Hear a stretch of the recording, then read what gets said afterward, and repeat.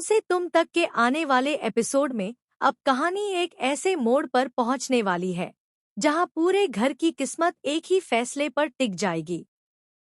झेंडे, जो हमेशा से खुद को आर्यवर्धन का शुभचिंतक बताता आया है, आज गायत्री देवी के सामने एक बड़ा प्रस्ताव रखने वाला है।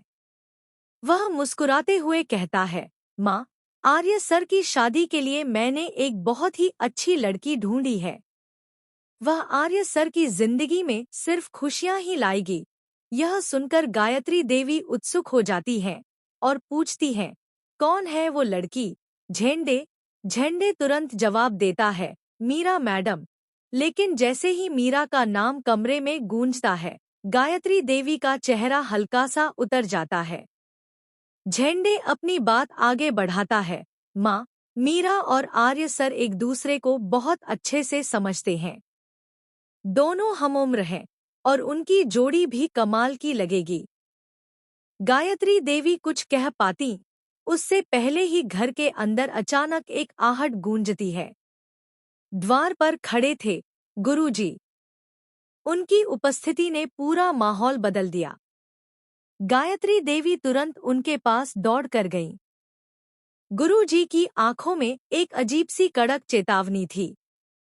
उन्होंने कठोर आवाज में कहा, अपने बेटे के लिए किसी भी लड़की को मत चुन लेना। उसके भाग्य की डोरी पहले से किसी और के हाथ में बंध चुकी है। गायत्री देवी घबरा गईं। वे विनम्र होकर बोली, गुरुजी, तो मैं कैसे जानूं कि मेरे आर्य की किस्मत किस लड़की से जुड़ी है? कौन है वह जो मेरे बेटे की जिंदगी बदलेगी? गुरुजी ने धीरे धीरे अपना थैला खोला और उसमें से एक तस्वीर बाहर निकालकर गायत्री देवी के हाथ में दे दी। वह तस्वीर थी अनु की। गुरुजी ने दृढ़ आवाज में कहा, यही वह लड़की है, तुम्हारे आर्य की रक्षा कवच।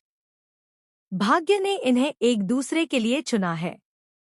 दुनिया चाहे इस रिश्ता को कितने ही नाम दे, लोग चाहे कुछ भी कहें, पर तुम अपना फैसला मत बदलना।